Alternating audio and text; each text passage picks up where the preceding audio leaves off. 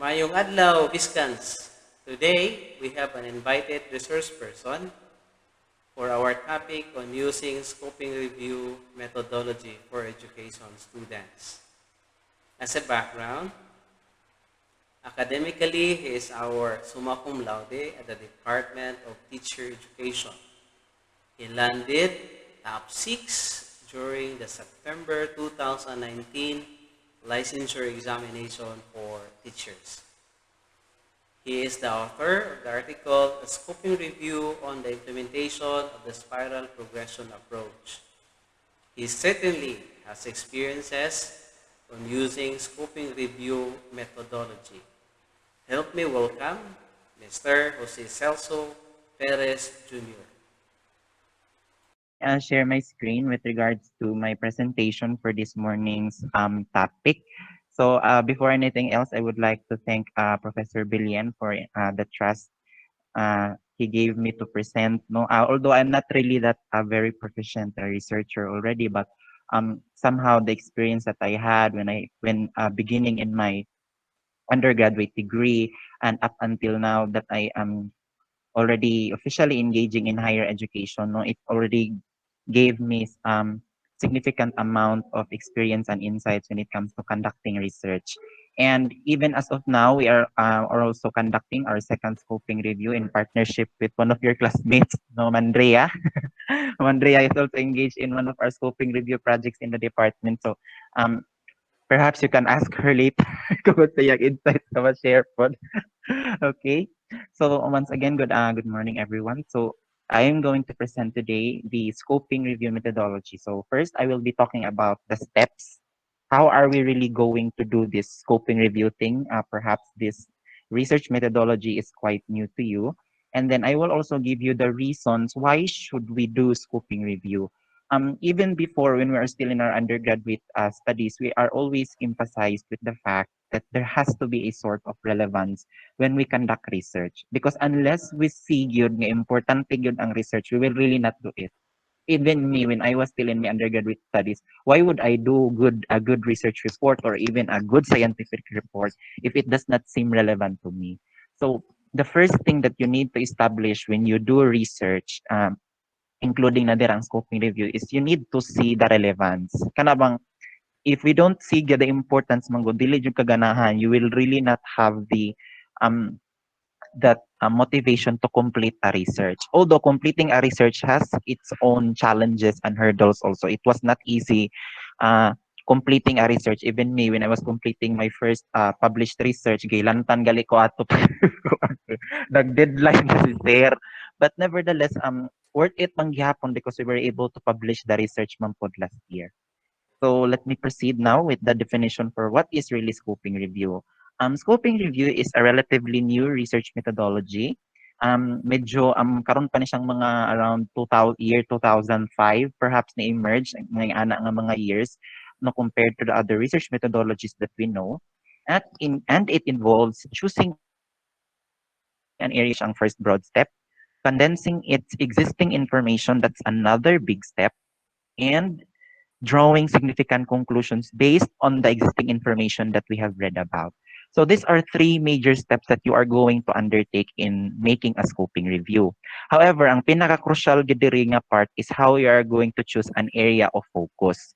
Because first and foremost, if kung mag-scoping review ka, you need to make sure that it's worth it sa ihimong scoping review. Kay say for example, kung mag-scoping review ka o kanang the effect of reading in academic achievement, that is very, very broad already. And I believe there is already an immense amount of literature that is available for that.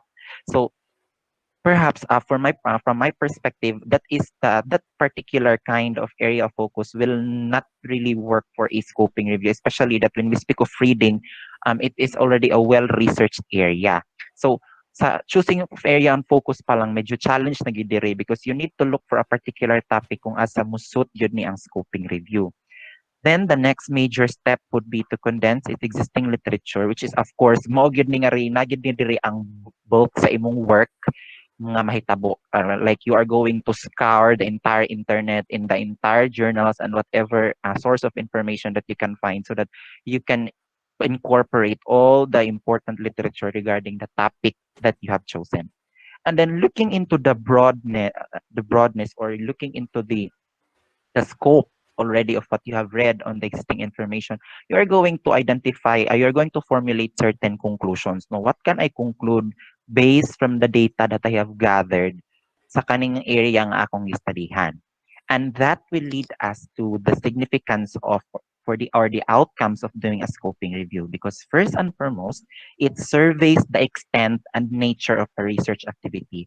If naka-establish na mo og usa ka nindot nga topic, of course, with the approval of your research advisor or with approval of Professor Billion, you will be able to see if that area has been well researched already.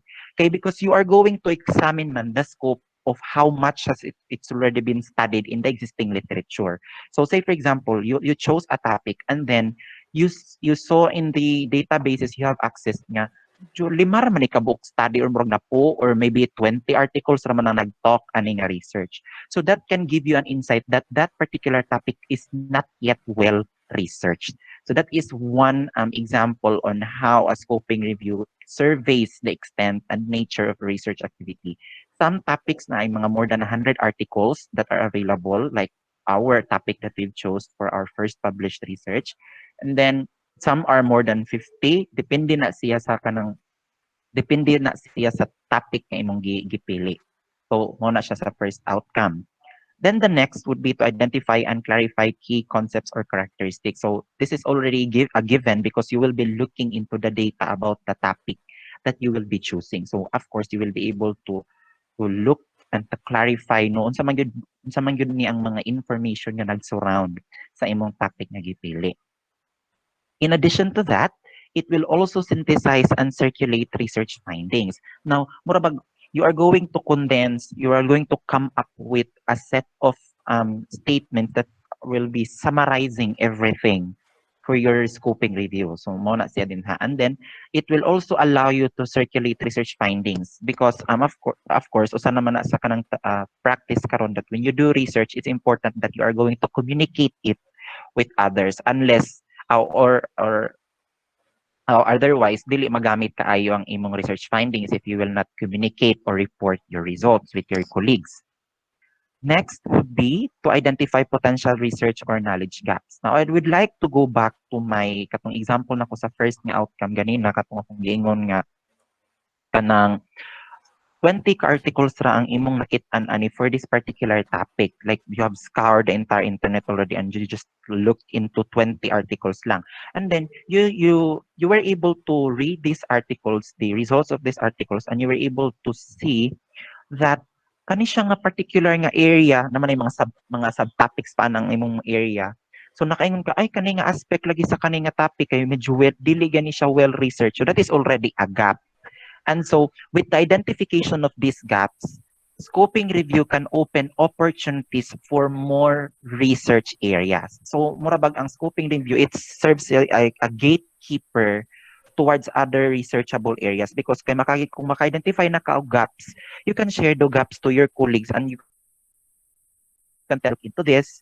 Perhaps we can research about this so that we can understand more of what is in the gap. So, mo na siya pod ang sa ika-upat niya outcome sa scoping review.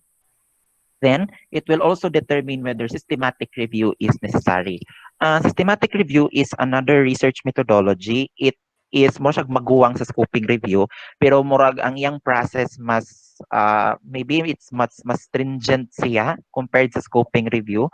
So, ma-determine na siya inig kahuman nimo sa imong scoping review, looking into the quality of your data, you will be able to determine kung kinahanglan na systematic review or daily. But again, systematic review would be another topic to discuss.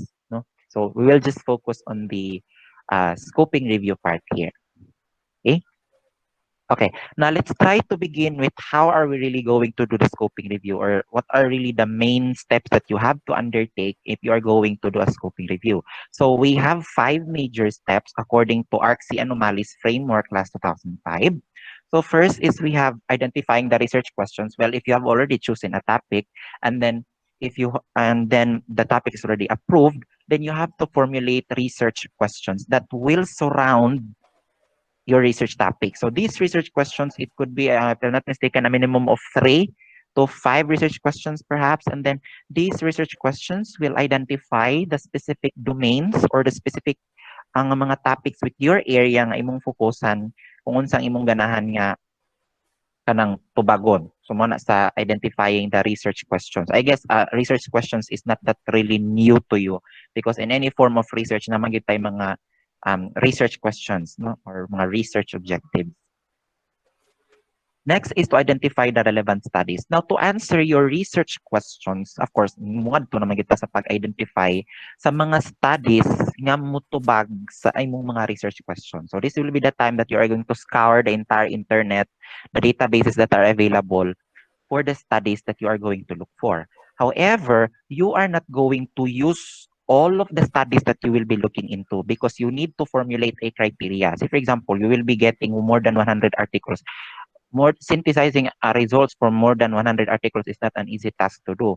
So the thing is, we need to you need to formulate a criteria kung unsa nga studies lang ang imo i-consider sa imo scoping review o kung unsa nga mga studies ang imo i-exclude. So later on, I will show you an example of what a criteria looks like so that your the studies that you will be analyzing will be manageable and feasible also. Then study selection mo na ni ang katong akong giingon nga maghas-has na ka based sa criteria. Like say for example, you have already gathered more than 100 articles and then you already have your criteria.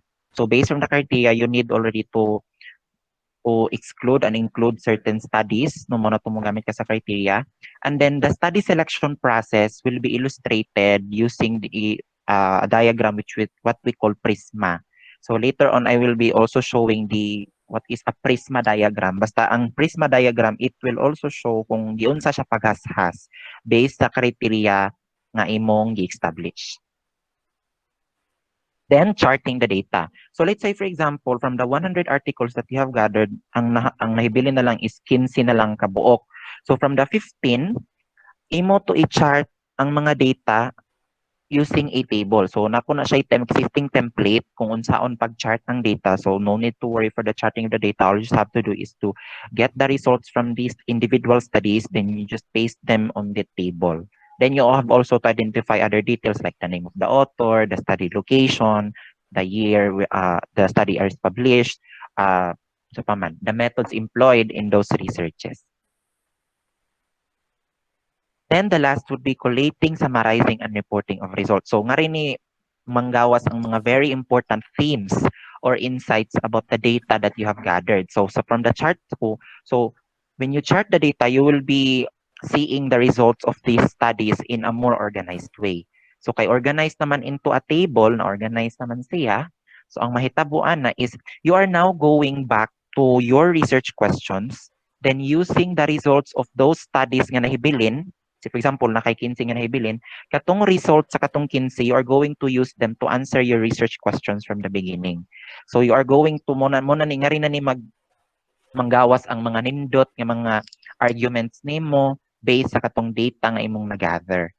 Ngara na siya murag kung sa scientific report pa nimo ni ang discussion, okay?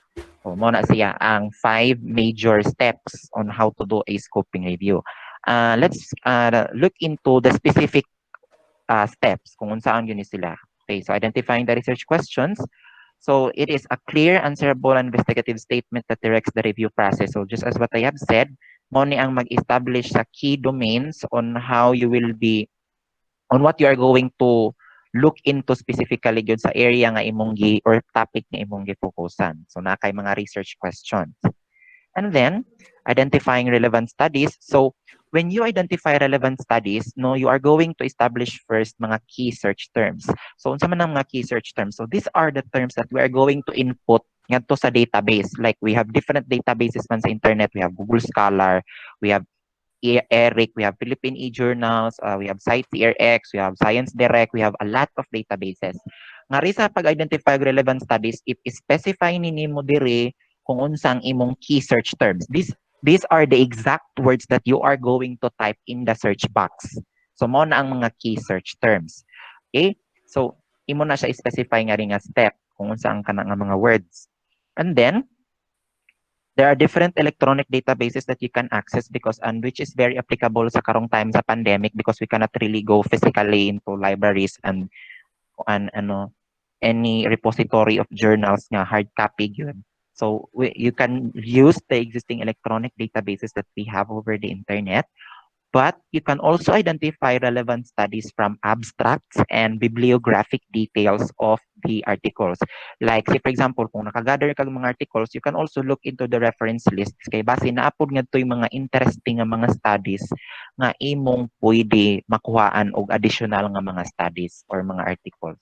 So you can also look into their bibliographies. So, muna nga ra ang steps sa pag-identify sa relevant studies. Then, proceeding to the study selection. So, an eligibility criteria is developed to identify the studies to be included. So, naay criteria sa kung giingon pa, this will determine which articles you are going to include and exclude in your study. Then, the relevant studies gathered will undergo a comprehensive process of screening based on the eligibility criteria. So, sa ako pag-iingon ganina, hashasan ang mga studies nga imong napilian, then you are going to illustrate that using the prisma diagram. Okay, mo na siya, the prisma flow diagram. So later ako ipakita ninyong example sa prisma flow diagram. Next, the fourth one would be the charting the data, of course. Katong akong gingon ganina nga mag-table. And then information included in the table or in the matrix would be the name of the author, the year of publication, location of the study, the aim of the study, methods or interventions employed, population sample, and results or outcomes. Pero ma-negotiate man actually ninyo kung unsa nga mga information lang ang inyong i-appeal sa table kay kaning akong ganyo merit dire medyo damo ra man gyud ni siya, but perhaps you can just simply include the name of the surname of the author, the location of the study, the methodology used, and the results. So pwedeng kana lang ang inyong ibutang sa inyong table so that it would be more manageable for you to chart the data. Then, after charting the data, so muna to kong ging ganina, the collating, summarizing, and reporting of results. So the results of the included studies katong nahibilin sa imong paghashas, they will be used to answer the research questions formulated at the beginning of the study. This involves the use of some analytic framework or thematic construction to provide a broad account of the existing literature. So there will be themes nga manggawa sa imong results. So these themes will be very meaningful as you are going to report these themes to others when you have already finalized the results of your study. Okay? So mo to siya ang 5 major steps on how to do a scoping review. But for you to easily, para mas dali ninyo ma-visualize unsaon ninyo pagbuhat ang usa ka scoping review kay basi naglibog pa mo unsaon gid siya. So I'm going to present to you the scoping review that we did, which was published in the Journal of Academic Research last 2020, entitled The Scoping Review on the Implementation of the Spiral Progression Approach. First and foremost, just to share, I chose this particular area of study because it really, the field of curriculum is one of the fields in education nga interested ko kaayo. So, one thing ang inyong i-consider po when you choose a topic is your interest.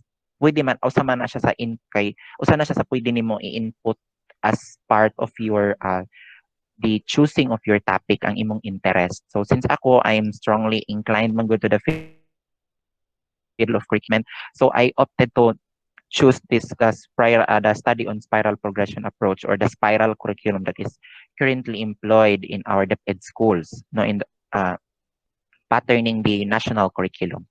So what are our research questions in the study that we have made? So first, what are the common teaching strategies and methods used in a curriculum designed using the spiral progression approach? So we wanted to know what are the usual approaches or methods that teachers are using, no, under the spiral progression approach or spiral curriculum.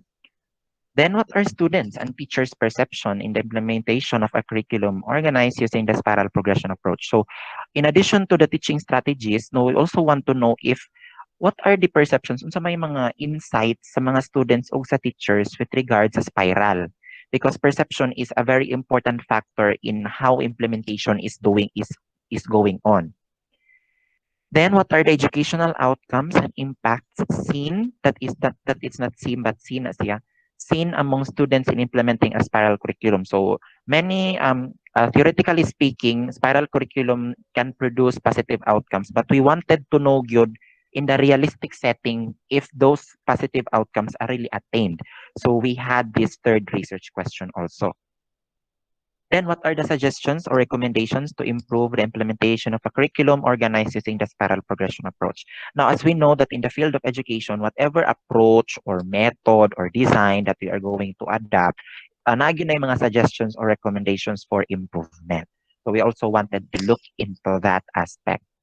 So for our study, we have 4 research questions that needs to be addressed by the end of the study. So muna ang upat nga among na-formulate. Then, relevant studies. So the key search terms that we inputted in the search box of the different databases are the terms spiral curriculum, spiral progression approach, effectiveness of spiral curriculum, or the effectiveness of spiral progression approach. So we look into these terms. We use these terms as we go through 13 electronic databases, pero sa 13 na ay 7 ngadto nga walay significantly related studies. So if you choose mga 10, I cannot guarantee yung tanan na nga mga database na manggawas ana nga mga relevant studies. So sa amo na ipito nga wala sila relevant studies while the other remaining databases na may studies nga nakuha kanila. Then bibliographies and reference lists were also used to gather relevant studies. So mo to, such as what I have said, nagibasa po na mo ang mga reference lists so that we can identify if napay mga nindot nga mga articles nga pwede na mo i-consider. And then this is the study selection process already involving the inclusion and exclusion criteria or the eligibility criteria that I was talking about kaganina. So the elements in your criteria would be including time period. So sa among study, we use 2000 to 2018 studies. So studies outside those dates like before 2000, wala na to sila ilabot. Then language would be English, of course, lain po kay mag-include studies nga naka-Chinese, nga walay naka-translate nga nga English. And then type of article, we considered journal articles, conference papers, doctoral thesis, or dissertations. So kanang mga articles nga daily journal, published in journals, daily conference papers, or daily thesis, or doctoral dissertations, they are not included. Then study focus, students and teachers in basic education. Then ang gi-exclude to ang katong mga nasa higher ed. Then literature-focused articles in which spiral progression has a significant bearing or emphasis. So katog yung mga articles nga mo gyud ang ilang main topic ang spiral. So wala na mo gi-appeal ang katong mga studies nga murag pahapyaw lang gi-mention ang spiral. So excluded to sila. And then population and sample, so students who are enrolled in formal and recognized schools or programs in basic education, as well as teachers who implement a curriculum designed using the spiral progression approach. So kaning criteria, very important na siya because just as what I have said, if you have identified a large number of studies, your criteria will help you determine unsa lang nga mga articles ang imong i-include sa imong review, unsa nga mga articles ang imong i-exclude. Yan. Then this is the Prisma flow diagram that I was talking about. So from our end, sa among research, we were able to identify 107 records or articles from database searching. And then we also have 58 additional records, that is what we call gray literature, identified through certain sources.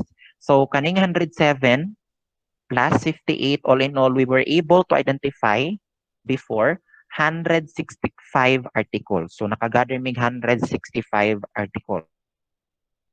165 articles, 28 of them were excluded because there are duplicates. These ma-encounter ninyo siya most likely because na may mga articles that are available in this database which is also available sa another nga database. So you need to remove the duplicates. So 165 minus 28, so ang nahibili na lang is 137 unique records screened for inclusion. So sa 137, using the criteria we had for relevance, date, and study scope, nagtanggal mig 77. So from the 137 minus 77, ang nahibili na lang kay 60 ka buok. Then ang 60 gimaynusan na purog 45 based on the type of article, availability of full text article, and the population. So 60 minus 45, 50 na lang nahibilin. So from the 165 records that we have gathered from the start, ang nahibili na lang is 15 na lang kabuok. So that was how comprehensive the process that we have undertaken, and that is illustrated using the Prisma flow diagram. Then we chart the data. So mo ni again ang katong example sa katong table nga inyong gamiton. So you have here the study number, the author details, year and location. So nani dire, the study design or the methodology used, then the outcomes ang results. Mo ni siya. Nga nilang kagamay ang data. So all you just have to do is to input the database sa katong mga articles na nahibilin o katong mga finally included studies. Then results. Okay, now, since we are already able to select the studies, nasa sana na mo, we already able to chart the data. Now, we are able to answer already our research question. So for the first research question on the common teaching strategies and methods, we found out that discovery approach or inquiry learning, collaborative or cooperative learning, and experiential learning are the teaching strategies employed. So sa mga studies nga among nabasa, nga naa ni siya nga ma-answer ni siya nga research question mo ni among nahibaw-an. So nga mo din nga mga approaches. And then looking into this, we were able to generalize that they are under learner-centered approach. So kani sila nga mga approach, mga learner-centered man yun ni sila. So for the first research question, we were able to conclude nga learner-centered approaches or methods are used in a curriculum organized using the spiral progression approach. So mo na siya for the first nga research question. For the second research question, kaning students and teachers' perceptions, students and teachers both have positive and negative views towards a curriculum organized using the spiral progression approach. So mixed ang ilang perceptions. However, kung sa teacher side lang, teachers have more outweighing negative views involving problems in curriculum design and implementation. Some said, dili daw matrace ang articulation sa competencies, kulang ang time to achieve the competencies, they are not dili daw sila master sa tanan areas sa pagtudlo. Like, say for example, sa science, because we already know sa K-12, ang upat naman ka branches sa science may tudlo in one school year. But in our previous degree programs, ang ato ramang gi-offer is purely biological and purely physical. So may uban nga mag-struggle to teach all the areas. So usa na siya ang mga negative views sa mga teachers. So we found out nga mao din ni siya ang case for the teachers. Ang sa students na sila both positive and negative views, pero ang sa teachers mas damo gyud sila og mga yango-ngo with regards sa spiral progression approach. Then, for the educational outcomes and impacts, medyo mo ni ang highlight ang gusto na kong i-emphasize sa among research. So, literature shows that a spiral curriculum can produce positive learner outcomes. Well, in fairness, makaproduce gyud di ay og good learning outcomes ang spiral curriculum, pero naay mga exceptions. Because problems in curriculum design and delivery can affect learner outcomes. Like, say, for example, if as we all know, like secondary teachers, kung in under a spiral curriculum, what a student learns during the grade 7 years, magamit na siya in the grade 8 years. Then ang ma-learn sa grade 8 years, magamit na siya in a grade 9, then in a grade 10. So the thing is, if dili ma-establish ang mastery sa grade 7, so mabakikang ang knowledge sa bata inig-abot sa grade 8. So dili na strong ang foundation for grade 8, maglisod ang bata sa grade 8, samot maglisod na siya sa grade 9, then mag-grade 10. So more ripple effect siya. So that is one problem in the spiral curriculum nga dili siya makaproduce o good outcomes no during the delivery na siya. And then in the curriculum design pod, like say for example wala na tarong pagkahimo ang kanang usa ka curriculum, so of course dili positive ang learning outcomes. And by the way, before I proceed ay kani nga mga studies nga na-include diri sa amo sa among scoping review, this is not just exclusive sa Philippines nga setting, but we were also able to gather studies from Turkey, Austria, and murag 8 man to ka countries, pero usa na ato ang Philippines. So this is the results that we are talking here about is not just applicable sa Philippine setting, pero ngadto po ni siya sa applicable po ni siya ngadto sa other countries nga setting nga na spiral. Then recommendations and suggestions. So suggestion center on enhancing the teacher's knowledge and curriculum and pedagogy. And students' mastery must be ensured through improved classroom practices in teaching strategies, learning activities, instructional materials, and assessment. So kaning mga recommendations and suggestions, they focus on unsaon na to pag-strengthen ang pag-implement sa spiral so that we can attain its desired outcomes gyud. So mo na nga sa recommendations and suggestions. Anha. So following the results, of course, we will be coming now to our conclusions. So a spiral curriculum is usually implemented through learner-centered pedagogies. Students and teachers hold both positive and negative perceptions towards a curriculum in spiral progression, pero mo lagi to mas damog negative views ang sa teachers. Then a spiral curriculum generally can produce positive learning outcomes, although exceptions can be noted. And teachers' curriculum and pedagogical knowledge must be improved and students' mastery needs to be ensured. So as you can see, these four statements in our conclusion directly answer our four research questions. And so we are able to accomplish already what we have intended from the beginning of the study. Okay, so mora to siya. Thank you very